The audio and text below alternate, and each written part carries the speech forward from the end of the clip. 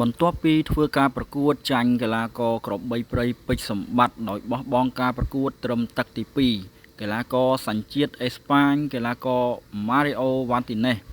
បានសរសេរពាក្យ caption ប៉ុន្មានឃ្លានៅលើបណ្ដាញសង្គមរបស់លោក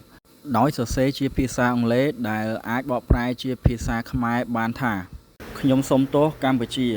នេះគឺជាពេលវេលាមួយដែលខ្ញុំបានចាញ់ជើងខ្លាំងពិតប្រាកដពេជ្រសម្បត្តិក្របីព្រៃវាគឺជាលើកដំបូងដែលខ្ញុំប្រកួតកង់ MMA វាគឺជាបទពិសោធន៍ដ៏ឆ្កួតមួយប៉ុន្តែខ្ញុំចង់ធ្វើការប្រកួតម្ដងទៀតនៅកម្ពុជា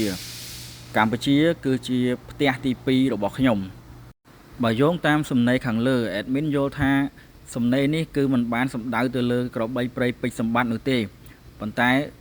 Mario Alvarez គឺបានសរសើរកីឡាករពេជ្រសម្បត្តិគឺជា The Real Champion គឺជាអ្នកបដាល់ជើងខ្លាំងពិតប្រាកដម្នាក់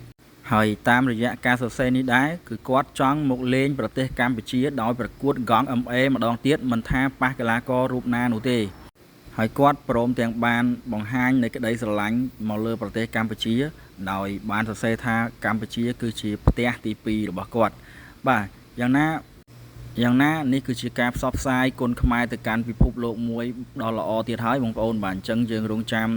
ទស្សនាការត្រឡប់មកវិញរបស់ Mario Alvarez នៅពេលណាហើយយើងក៏សូមអរគុណទៅដល់ថ្នាក់ដឹកនាំក៏ដូចជាអ្នករៀបចំកម្មវិធីទាំងអស់ដែលតែងតែដឹកនាំកីឡាករកម្ពុជាក៏ដូចជាកីឡាករបរទេស